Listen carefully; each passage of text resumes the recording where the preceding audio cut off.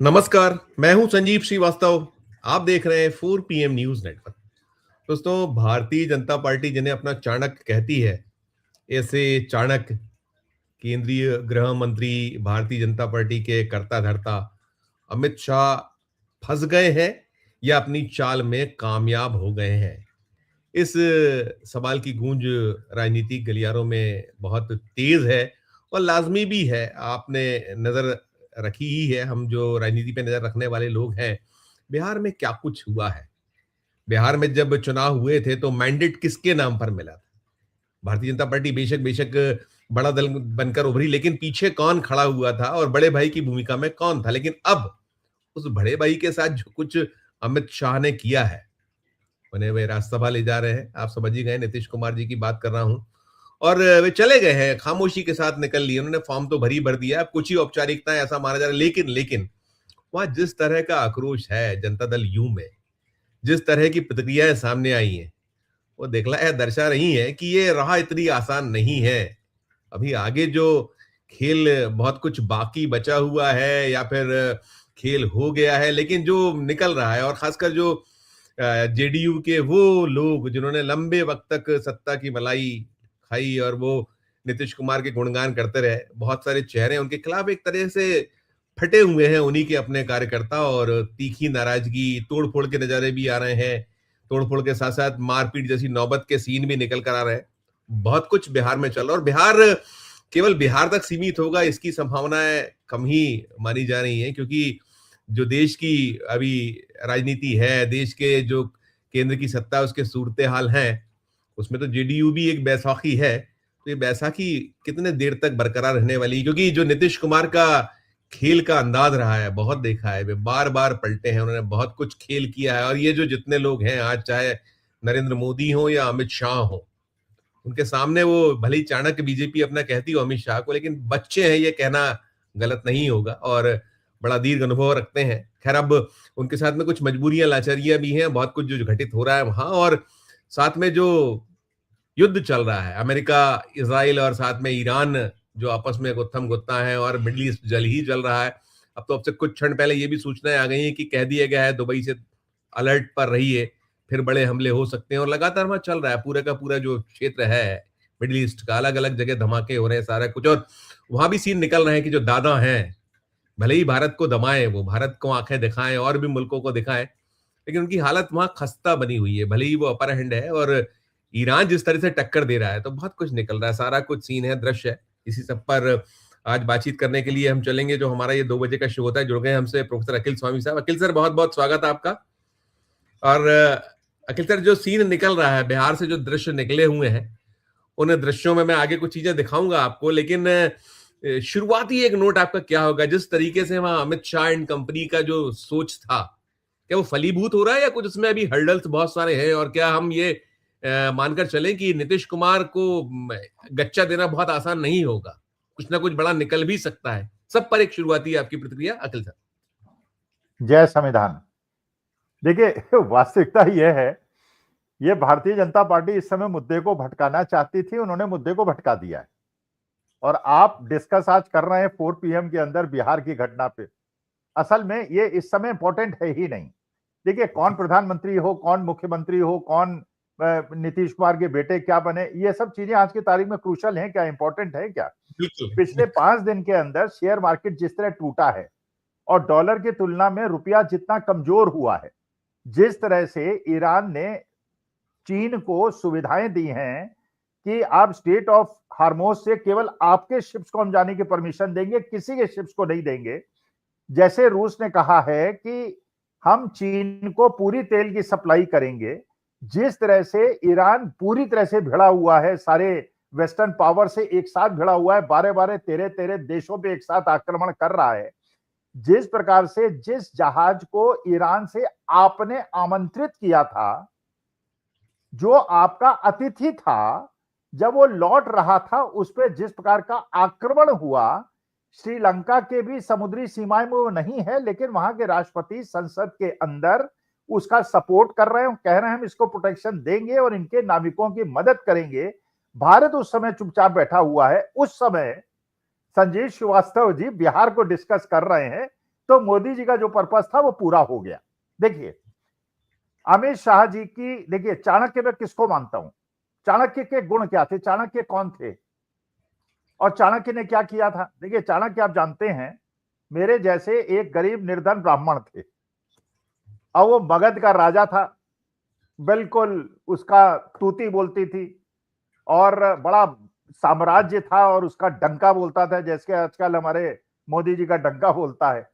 और चाणक्य उनके दरबार में गए थे, उनका अपमान किया था चाणक्य का एक गरीब ब्राह्मण का, और उन्होंने प्रण लिया था कि अब इस वंश का मैं नाश कर दूंगा, एक गरीब ब्राह्मण ने, और कर दिया था चंद्रगुप्त मौर्य के माध्यम से। और आज वही स्थिति लखनऊ में जा रहा हूं 11 तारीख को, अपने सनातन धर्म के पुरोधा शंकराचार्य जी के यज्ञ में आहुति देने में जा रहा हूं 74 साल की उम्र में। बचूं ना बचूं I don't care, I care only for my motherland, I care only for my dharma, Sanatan धर्म विच इज द एक्चुअल धर्म। तो देखिए इन्होंने मुद्दे को भटकाना था। चाणक्य ने प्रतिकूल परिस्थिति में, आज के तारीख में आपने हर जगह तो अपने आरएसएस के लोगों को बिठा रखा है, हर जगह स्थिति को अनुकूल बना दिया है। अवमानना में व्यक्तियों को 2-2 साल की सजा सुनवा कर आप उसकी पार्लियामेंट की सीट छीन लेते हैं। चर्च को उतारने में लोगों को 5-5 दिन की जेल भेज देते हैं। एक यूनिवर्सिटी जो हमारे देश की पूरे विश्व में छवि को खराब करती है, उसको आप कोई एक्शन नहीं लेते हैं। श्रीलंका, और आज के तारीख में मुझे याद आ रहा था, मैंने अभी फेसबुक में डाला भी है संजीव जी, बचपन में मुझे याद आता है जब मैं 5-6 साल 10 साल का था, जब हमको बाथरूम जाना होता था, टॉयलेट जाना होता था, बार बार जाना होता था मस्ती करने, कहाँ क्लास में बैठ के गुरुजी की बात सुननी पड़ रही है, तो हम कहते थे गुरुजी बाहर चले जाए, टॉयलेट चले जाए क्या। गुरुजी कहते थे नहीं जाना, लेकिन जल्दी आना, देखो बदमाशी मत करना, टाइम मुझे पता है 2 मिनट ज्यादा तुम्हें मैं नहीं दूंगा, 2 मिनट के अंदर वापस चले आना। अब हमारे मोदी जी की ये स्थिति हो गई है, वो अमेरिका से कह रहे हैं सर हमको थोड़ी परमिशन दे दीजिए, 1 महीने तक रूस से हम तेल खरीद ले। अच्छा वो कहता है ठीक है 1 महीने तक खरीदना, 1 महीने के बाद नहीं खरीदने देंगे, और 1 महीने तक वही तेल खरीदा जाएगा जो कि वहां ऑन बोर्ड हो गया था और जिसको आपके देश के अंदर, मतलब ये स्थिति, अरे भारत जैसे महान देश की, इतनी ताकतवर देश की ये स्थिति। अच्छा बिहार के अंदर नीति, अब देखिए बहुत सारी अफवाहें उड़ रही हैं, ऐसी स्थिति में अफवाहें उड़ती हैं, मैं किसी अफवाही का पक्ष नहीं ले रहा हूं, मैं किसी अफवाहों के उसमें नहीं बोल रहा हूं, लेकिन सुना है जो नीट के स्टूडेंट का कांड हुआ है उसमें कुछ संलग्नता है, तो कहा गया है कि जैसे बताया जा रहा है कि इजराइल ने कुछ ऐसी फाइल दिखा दी है जिसकी वजह से ब्लैकमेल हो गया, अपने मुंह पे यूं रख के हाथ बैठे हुए हैं। वैसे ही वहां भी कुछ फाइलें दिखा दी गई हैं बिहार में कि गुरुजी आपका बेटा समस्या में आ जाएगा, वरना आप जो कह रहे हैं वो करते रहिए। लेकिन ये बात बिल्कुल पक्की है कि वहां पे जो OBC vote bank, non Yadav vote bank पूरी तरह से नीतीश कुमार की वजह से साथ खड़ा हुआ था, वो आज के तारीख में बहुत ज्यादा आशंकित है। अच्छा इसमें कांग्रेस ने भी एक बहुत अच्छा काम किया। आप सोचिए, could you think of sir, Haryana के अंदर राज्यसभा का टिकट किसको दिया है, नाम सुना था उनका आपने? धनवीर सिंह बौद्ध जिनको टिकट दिया है, जो एक दलित अफसर थे और रिटायरमेंट के बाद उन्होंने एससी एसटी कमेटी के लिए बहुत ज्यादा काम किया था और राहुल गांधी के साथ चले थे, बिल्कुल अननोन आदमी, उनको तमिलनाडु से एक अननोन आदमी को टिकट दे दिया है। तो इसका मतलब यह है कि उन्होंने भी ये मैसेज दे दिया है कि जो पुराने पुराने नेता हैं वही उन्होंने हिमाचल प्रदेश में किया है।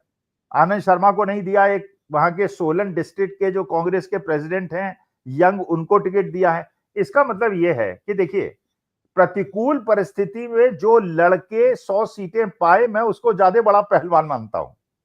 अनुकूल स्थिति में, अरे नहर बह रही है, आप उसी में नहर बहते चले जा रहे हैं, आपका क्या योगदान है भाई? नहर बह रही है, पानी में आप बह रहे हैं। विपरीत तो लाशें भी बहती हैं, गंगा जी में आप देखते होंगे लाशें बहती है भाई, प्रवाह के साथ तो लाशें भी बहती है। वीरता तब है जो आप प्रवाह के विरुद्ध तैर के नदी को पार करें। तो देखिए ये मामला जो बिहार का है, ये तो ध्यान भटकाने के लिए किया गया है।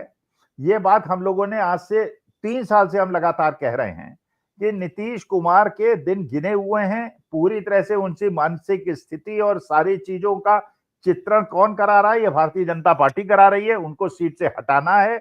उसके बाद अब किसको, नित्यानंद राय को चीफ मिनिस्टर बनाएंगे या सम्राट चौधरी को बनाएंगे, वो अलग मुद्दा है। लेकिन ये बात बिल्कुल पक्की है, ईबीसी के अंदर और अति दलित के अंदर जो नीतीश कुमार की पकड़ थी वो सम्राट चौधरी नित्यानंद यादव की नहीं है, और इसकी वजह से इनको कितनी सफलता मिलेगी वो अलग प्रश्न है। लेकिन असली मुद्दे जो हैं उनसे भटकाने के लिए, क्योंकि मैं खुद महसूस कर रहा हूं, देखिए आज के तारीख में ये अभी गैस सप्लाई कम हुई है, अडानी गैस मेरे घर में सप्लाई होती है, उसने दाम बढ़ा दिए हैं।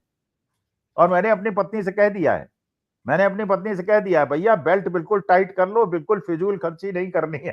तेल के दाम भी बढ़ेंगे, हर चीज के दाम बढ़ेंगे, पेट्रोल के दाम बढ़ेंगे, शेयर मार्केट टूट रहा है। मेरा पता नहीं कितने पैसे का नुकसान हो गया, क्योंकि बुढ़ापे में या तो एफडी में पैसा डाला है या शेयर मार्केट में डाला है। जिन लोगों ने यूनिफाइड पेंशन स्कीम से या यंग बच्चों ने म्यूचुअल फंड में पैसे डाले हैं, वो भैया थोड़ा अपने खर्चे को कम करें, वरना बड़े बुरे दिन आने वाले। अच्छे दिन की कामना आपने 2013 में की थी, लेकिन हमारे महामानव जो हैं बिल्कुल मुंह में हाथ रख के, क्योंकि अमेरिका के ट्रंप चाचा ने कह दिया बोलना मत, तो यूं मुंह में हाथ रख के बैठे हुए हैं। बिल्कुल बिल्कुल, मैं वो सारा है दोनों, लेकिन जो मुझे लगता है कि निश्चित तौर पर ध्यान हटाना है, आपको भटकाना है। और देखिए यही चीज ट्रंप कर रहे थे, वो भी फंसे हुए, जो एप्स्टीन फाइल्स है वहां तो भरपूर है, और सारा कुछ इजराइल के पास, इजराइल ने बहुत गड्ढा में गड्ढे कर दिया, सारे अलग अलग और अलग भी होने लगे हैं। अब यूएस का साथ छोड़ दिया अरब ने, इस तरीके से निकल कर आनी खबर है, वो तो है ही है।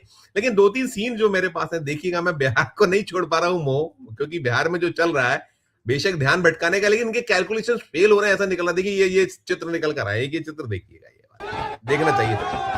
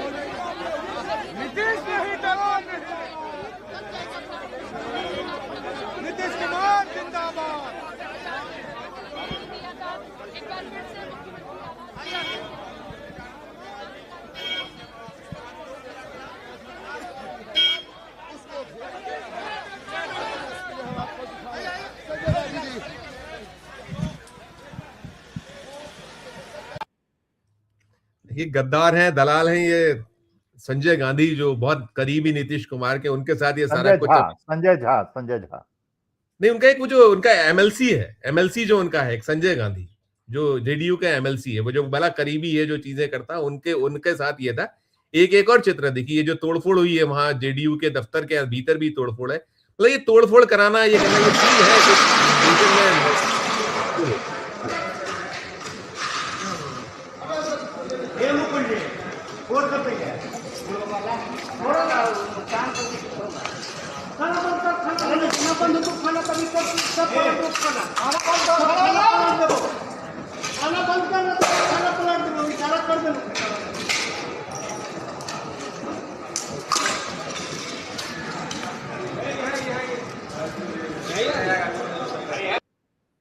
ये सर मैंने इसलिए गोदी मीडिया तो दिखाएगा नहीं, तो मैंने कहा मेरे दर्शक जो हैं, जो चाहते हैं दिखा दूं। एक सीन और देखिएगा, ये कार्यकर्ता रो रहा है फुट।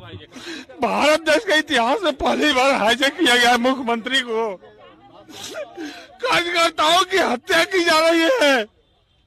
अगर कार्यकर्ताओं को हत्या ही करना है तो गाड़ी चढ़ा दीजिए अपने शरीर पर। अब हाथ जोड़े प्रार्थना करते हैं मेरे मुख्यमंत्री को मुझे दर्शन करने दीजिए। इस तरह से नहीं होना चाहिए। क्या लगता है किन लोगों की साजिश? ये पूरे अमित शाह की साजिश है। अमित शाह ने मुख्यमंत्री को बर्बाद कर दिया, बिहार को बर्बाद कर दिया। हम लोगों के ऊपर गाड़ी चढ़ा दे, हम प्रशासन से कहते हैं गाड़ी चढ़ा दीजिए। आत्महत्या करने के लिए तैयार है आदमी, आत्महत्या कर लेगा। आपको उम्मीद थी ऐसा कि मुख्यमंत्री के साथ ये हो जाएगा? कोई उम्मीद नहीं थी। होली में इस तरह से हम लोगों को बर्बाद कर दिया गया है, पूरे पार्टी को बर्बाद करने का साजिश है। हम लोग बर्दाश्त नहीं करेंगे। हम लोग बर्दाश्त नहीं करेंगे। मैं असल में इसलिए भी था, ये जो कुछ चीजें उल्टी भी पड़ती हैं कई बार, और आप हटाइए, ध्यान भटकाइए, लेकिन कुल मिलाकर जो करते चले आए हैं आप, आपने किया है, आपने बहुत सारे दलों को बिल्कुल जड़ से खत्म किया है। स्टेट्स में अलग अलग कई सारे उदाहरण है। यहाँ जो सीन है अखिल सर, एक इस पे मैं बाकी फिर आगे बात करता हूँ, बेशक वो जो करना है वो करना है, लेकिन इस पे ये जो देख रहे हैं आप सारा कुछ, एक और नोटिस सब पर जो सीन है।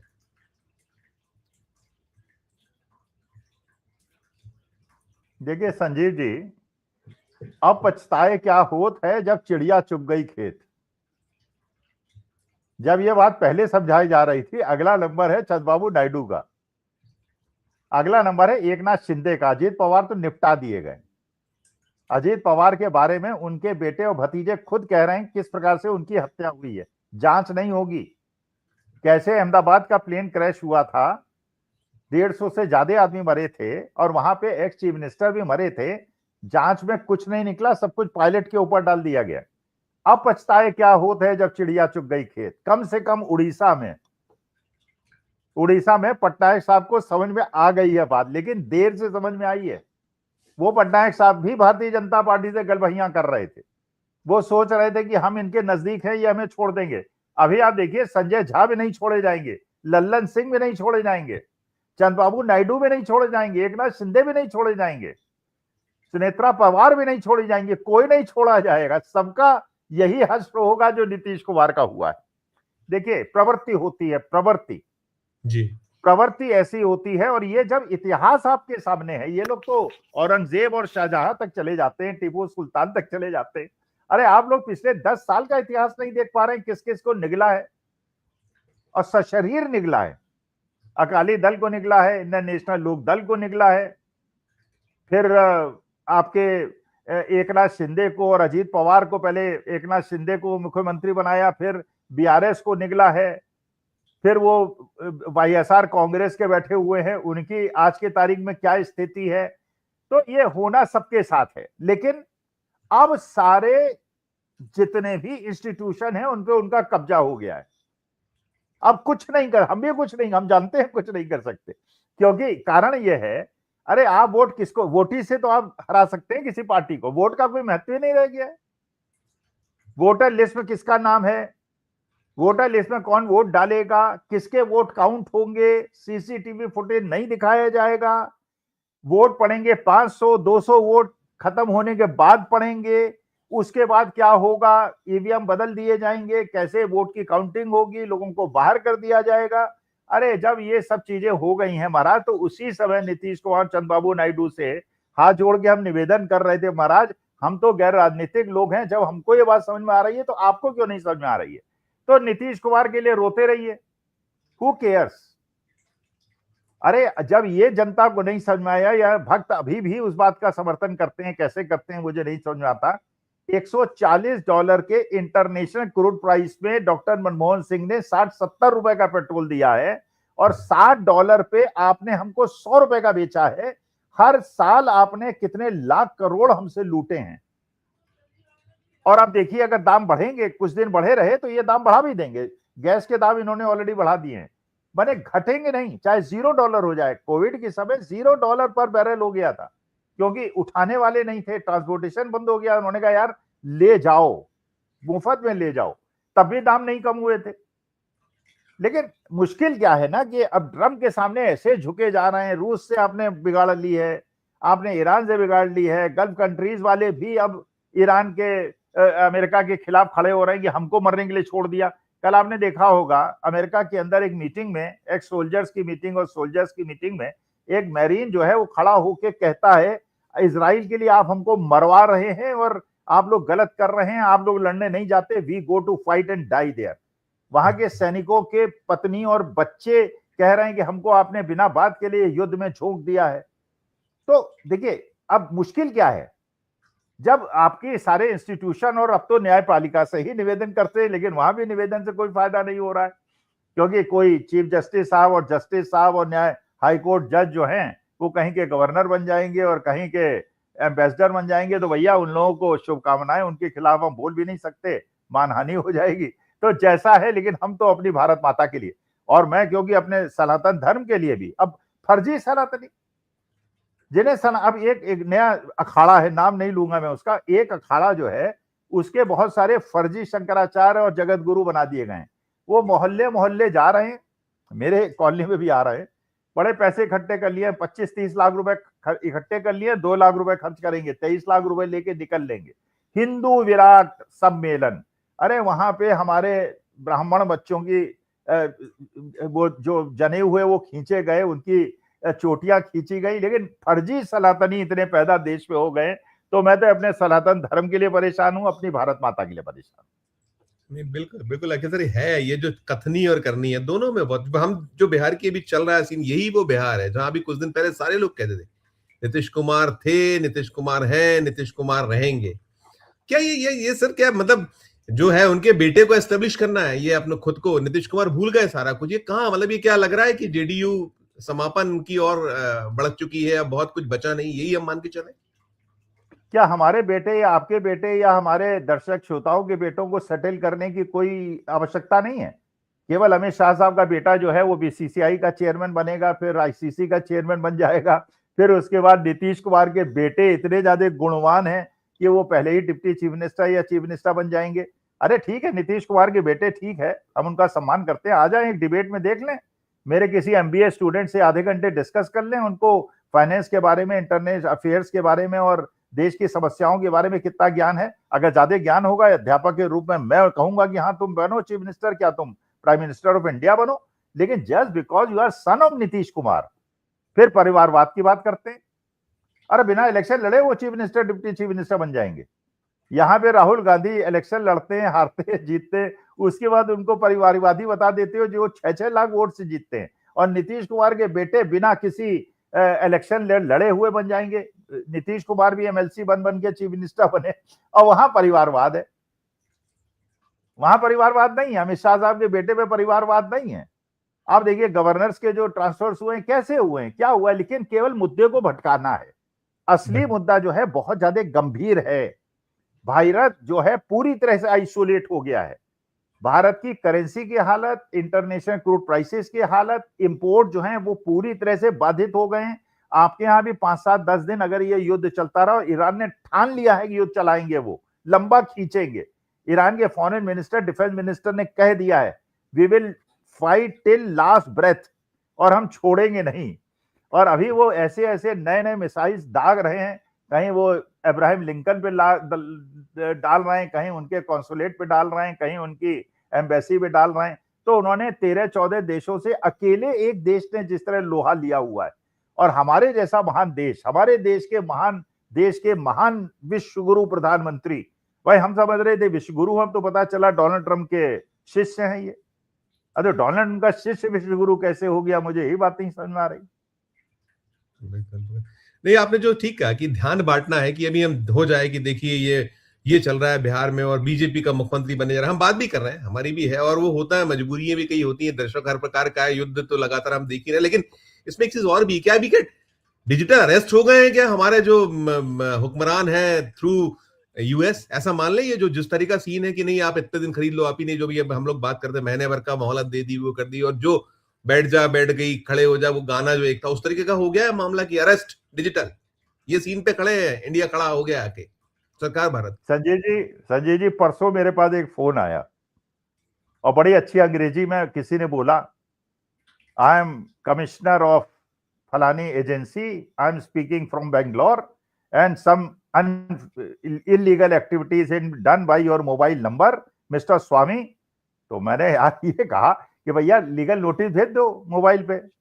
फिर मैं लीगल नोटिस, अच्छा वो फर्जी आदमी था, क्योंकि अब प्रचार प्रसार तो हो ही गया है कि ये डिजिटल। मैंने कहा यार ये बताओ, एक तो होली का दिन है, मैंने उससे कहा, मैंने कहा होली का दिन है, आज मुझे तो अरेस्ट करने के चक्कर में हो डिजिटल अरेस्ट। कहते हैं होली क्या होती है, लीगल एक्टिविटी तो इलीगल एक्टिविटी होती है। मैंने कहा फिर राइटिंग में भेज दो। कह नहीं राइटिंग में लेना है तो बेंगलोर आ जाओ। तो मैंने कहा बेंगलोर क्यों आ जाऊं, तो राइटिंग में भेजो, पढ़ूंगा। कहता तुम्हारे बाप का नौकर हूं कि मैं तुम्हें लीगल नोटिस राइटिंग में भेजूं? मैंने कहा मैं तुम्हारे बाप का नौकर हूं कि बिना वजह ली वहां चला जाऊं? मतलब इस तरह से लोगों को ब्लैकमेल कर रहा है। लेकिन अगर अगर अगर मान लीजिए कल्पना कीजिए संजीव जी आपका नाम एप्स्टीन फाइल में होता, मान अगर आप भी वहां आइलैंड में जाके कोई स्वीडिश घर का इंतजाम अनिल अंबानी की तरह कर रहे होते। ये तो अनिल अंबानी बड़े बाप के बेटे हैं, बड़े पैसे वाले हैं, लाखों करोड़ों रुपए बैंक ने उनके माफ किए हैं, फ्रॉड कंपनी भी डिक्लेयर कर दिया है, उनके एसेट्स को भी अटैच कर लिया है, राफेल के भी एसोसिएट बन गए थे। अगर हमारा आपका नाम होता, मान लीजिए इस टाइप की चीजों पे अभी तक अरेस्ट हो गए होते कि नहीं होते? उन्हें अरेस्ट किया जा रहा है क्या? मंत्री आज जी दिखाने बैठे के हुए लिए आज अपने दिखाने के लिए आज दिखाने के लिए छापे वापे हुए हैं, छुटपुट छापे पड़े हैं, नहीं कुछ नहीं, एक आध छापे होना एक अलग चीज है, छापे होना जी एक अलग चीज है। जी देखिए जी छापे होना और अरेस्ट करना, गलगोटिया यूनिवर्सिटी के वाइस चांसलर या चांसलर को अरेस्ट किया गया क्या? आप बताइए, हमारी लाखों करोड़ों की वर्ल्ड में इमेज को ध्वस्त कर दिया गया। इंटरनेशनल इवेंट में एक फर्जी डॉक्यूमेंटेशन, और वो प्रोफेसर कह रही उसकी गलती है। अरे गलती है तो उसे कोर्ट में पेश करो, 10 दिन की कस्टडी में दो, वो उगल देगी। अभी तो नौकरी बचाने के लिए वो बोल रही है, कह देगी कि मुझे कहा था मेरे चांसलर वाइस चांसलर ने फेंकने के लिए, और ये भी कहा था कि मोदी जी के दिखाए गए मार्ग में हम चलते हैं। अब मार्ग इतना खतरनाक होगा मैं क्या पता। लेकिन देखिए प्रश्न ये उठता है कि जिन लोग सही में देश की छवि से खेल रहे हैं उन पे एक्शन हो नहीं रहा, और टी शर्ट उतारने वाले 5 दिन के लिए जेल में चले जा रहे हैं। लेकिन अब जब पूरे कुएं में भांग, और जनता भी कुछ ऐसी है, देखिए 90% जनता तो अंदर अंदर बात करती है कि यार बड़ा बुरा हाल है, लेकिन डर के बोलती नहीं है। और जो 10% दबंग लोग हैं, गुंडे बदमाश, वो अपना लठैत गुंडई, गाली गलौज, पुलिस, एडमिनिस्ट्रेशन, इसी से दबा दबू के लोगों से अपनी दबंगई चला रहे हैं। अब जब तक देखते हैं ये कब तक शोले के गब्बर सिंह का राज चलता है, और उसके बाद कब ठाकुर के हाथ काटे गए, ठाकुर किस दिन बदला लेता है। लेकिन बदला ठाकुर जरूर लेगा और गब्बर सिंह मारा जाएगा। गब्बर सिंह का मतलब गब्बर सिंह, मैं किसी की तुलना गब्बर सिंह से नहीं कर रहा हूं। मैं सबका बड़ा सम्मान करता हूं, क्योंकि मैं किसी की मानहानि करने की हिम्मत, मैं किसी को मैं गब्बर सिंह शोले वाले गब्बर सिंह को गब्बर सिंह कह रहा हूं, कोई अपने को ना समझ ले। हमारे दर्शक वो समझ रहे हैं सारी चीजें, बहुत सही है। मैं तो कहता जो अभी इस समय मिडिल ईस्ट की जो सिचुएशन है, और जो हम लोग अभी आपने कहा भी और हमने भी उसको लगातार देख ही रहे हैं, निगाह है कि वो मुल्क भी जिन्होंने साथ दिया था, अमेरिका का साथ दिया, वो बहुत हल्कान है, उन्होंने छोड़ दिया है साथ। लेकिन हमारे महामानव जो बार बार कि हम तो बिल्कुल इतने बुरे फंसे हैं, कहाँ कहाँ फंसे कि हमको एक शब्द हमारे मुख से निकल नहीं रहा है। तो अगर एक मिडिल ईस्ट को लेकर देखें तो ये कितना आगे दुनिया में कितनी क्या क्या रिपरकशंस की संभावित है, क्योंकि भी आने लगा है ना। आपने कहा कि हम हमारे शेयर मार्केट बैठ चुका है, हमारे पास में आने वाले दिन जो चाहे तेल हो, चाहे गैस हो, या और भी जो चीजें, तो और क्या संभावना है, क्या देख पा रहे हैं? देखिए सीधी सी बात यह है, अमेरिका इजराइल ये चाह रहे थे, इसलिए उन्होंने अफवाहें भी उड़ाई थी। उन्होंने अफवाहें भी, आपको पता है फ्राइडे को शेयर मार्केट बढ़ गया था 1.5%। कारण क्या था? एक तो क्लोजिंग था, और क्लोजिंग की वजह से लोग अपने जो शॉर्ट्स होते हैं उनको कवर करते हैं, इसकी वजह से मार्केट बढ़ा था। इन्होंने एक अफवाह ये भी उड़ा दी थी कि ईरान की तरफ से एक ऑफर आया है कि let us go for a cease fire. फिर ईरान की अथॉरिटीज ने कहा ये तो युद्ध शुरू होने के पहले का ऑफर था, कोई ऑफर नहीं है, we will fight till end, और हम अगर युद्ध विराम होगा तो हमारी टर्म्स में होगा, ये ईरान ने कहा है। तो अच्छा, ये होना तो ये चाहिए कि इजराइल माफी मांग ले और अमेरिका कहे कि ठीक है सीज फायर, ये अपना स्टेट ऑफ हॉर्मुज खोलो यार, आना जाना दो, बिल्कुल व्यापार वैसे ही चले। क्योंकि मानी बात है कि सबसे ज्यादा इकोनॉमी, सबसे ज्यादा अगर किसी की बर्बाद होगी तो मेरी भारत माता की होगी। चीन को कोई अंतर नहीं पड़ता भाई, चीन को तो रूस से तेल सस्ता मिल ही रहा है, और फिर उसका स्टेट ऑफ हार्मोज से उसका तेल भी आ रहा है, तो उसको तो $20 पर बैरल का फायदा है। हम जो चीज हमें $50 मिल सकती थी वो हम खरीद रहे हैं $100 पे खरीदेंगे। रुपया कमजोर हो गया है तो और ज्यादा महंगा हो गया है। फायदा किसको हुआ है? जिसके पास सोना चांदी पड़ा है। सोना चांदी आपके पास कितना होगा? अरे जो बच्चों की शादी के लिए थोड़ा बहुत बचाया होगा, आप कोई ब्रिक्स में और वो बड़े बड़े सिल्लियों में रखने वाले लोग तो है नहीं। थोड़ा तोला वोला सोना होगा जो दहेज मिला होगा, कहीं गिफ्ट विफ्ट मिला होगा, वो अपना बच्चों को बांट देंगे। अच्छा, फायदा किसको है? अच्छा, वहां भी उन्होंने सुनारों पे भी अटैक शुरू कर दिया है। आपका माल बिके ना बिके, जो आपका स्टॉक है उस पर आपको टैक्स देना पड़ेगा। तो देखिए अब, लेकिन मुश्किल यही है ना, अब पछताए क्या होते हैं जब चिड़िया चुग गई खेत। अच्छे दिन का सपना देख रहे थे बच्चों, अच्छे दिन देखो, इससे बुरे दिन की कल्पना नहीं कर पाते थे, वो दिन देखो। मैं तो बता रहा था, मैं तो शिक्षक के रूप में शुरू से कह रहा हूं, बहुत बुरे दिन हैं।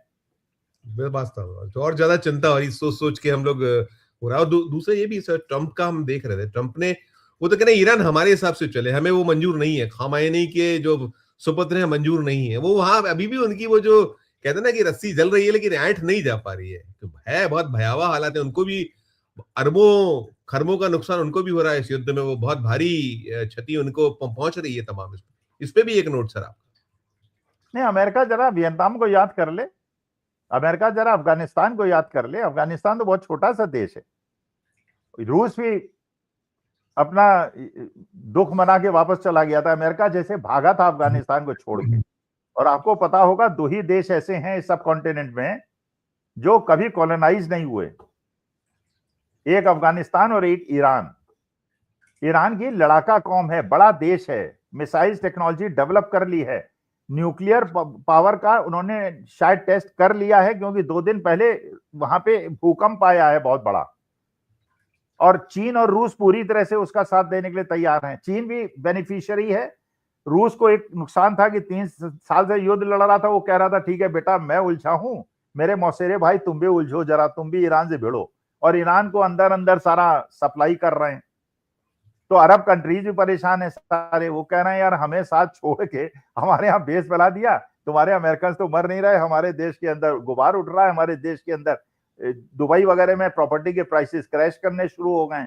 तो देखिए झेल तो सब रहे हैं, अब ईगो का मामला है। लेकिन ईरान के खैमेनी को जबरदस्ती घुस के मारना 40 कमांडर के साथ, और 165 बच्चियों को, छोटी छोटी बच्चियों को मारना, ये जो एक रक्त से डूबा हुआ अपने आक्रमण किया है, अब इसकी सजा हम लोग भुगतेंगे। हम तो सनातनी लोग हैं, हम तो खून से वैसे ही हमें अच्छा नहीं लगता, लेकिन अमेरिका ने खून बहाया है।